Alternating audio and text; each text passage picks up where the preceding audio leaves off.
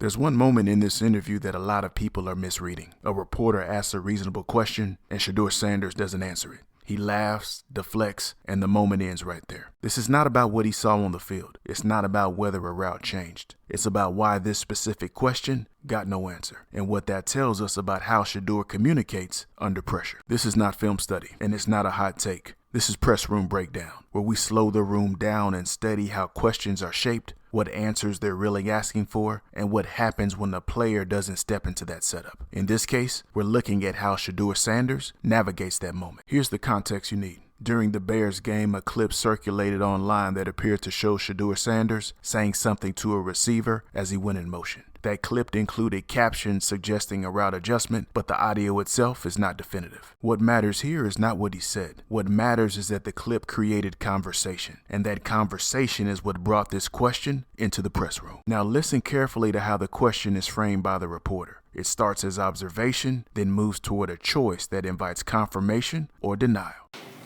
On the second deep ball to Isaiah, it looked like when he was motioning, you kind of said something to him. Did you change his route at that moment? Or? Did you hear it? That question invites him to confirm something very specific in public, whether he has the authority to change a route at the line of scrimmage, to give a receiver direction in motion, or to adjust what's being run based on what he's seeing from the opposing defense. This question isn't about the play itself. It's about role, authority, and process.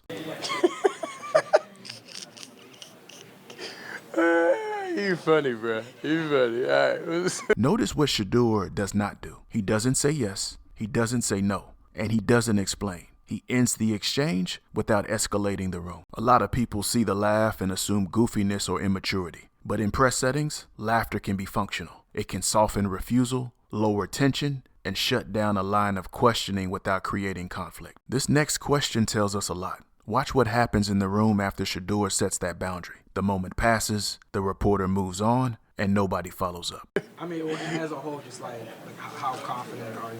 Or what was that process like? Like seeing stuff on the field and making those checks? And Yeah. Just being able to communicate and make changes on the field. What's that process like? Did you hear it? That shift matters. The reporter doesn't press the moment. He instead zooms out to general process and communication. That's how press rooms work when a boundary is clearly set and the player stays engaged. This question doesn't mean the reporter is out to get Shedeur. This question by itself doesn't assume bad intent. It's a normal part of covering a team and asking for clarity. But even without bad intent, answering certain questions can still put things out there that you can't take back. Think about it. If Shedeur answers yes, the story shifts immediately. Now the conversation becomes about authority, autonomy, and what he's allowed to change at the line of scrimmage. That's not a one-day headline. That becomes a recurring narrative. And if Shedeur answers no, the story doesn't end either. A denial invites explanation, explanation invites follow-ups, and the room keeps pressing for clarity. And if Shedeur provides a detailed explanation here,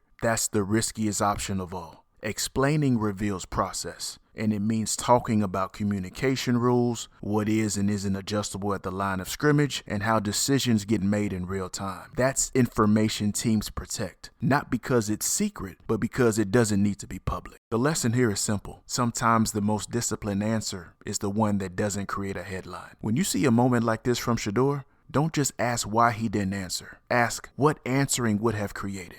Ask how that answer would have shifted the focus in the room. Ask the question what ripple effect it would have had on the team. Silence in moments like this isn't avoidance, it's awareness. This is something you see over and over again in press rooms. Players aren't just managing performance questions, they're managing information, expectations, and future narratives. What looks like a small moment is often a decision about what story does not need to exist tomorrow. This is Press Room Breakdown, where we slow the room down and study how the message gets made.